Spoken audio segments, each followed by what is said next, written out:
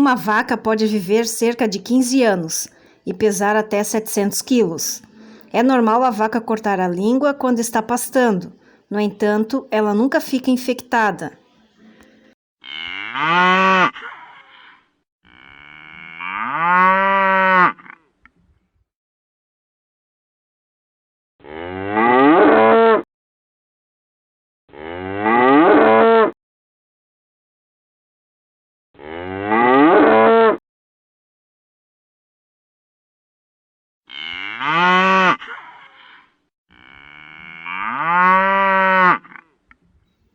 As vacas se alimentam de capim, ração de milho, soja, trigo, algodão, sorgo, silagem e feno.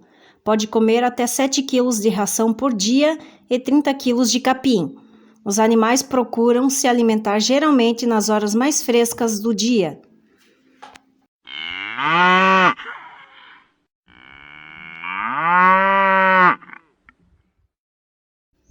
A vaca leva 9 meses para dar à luz a um filhote, mas é considerado normal se o nascimento registrar atraso ou antecipação de cerca de 10 dias.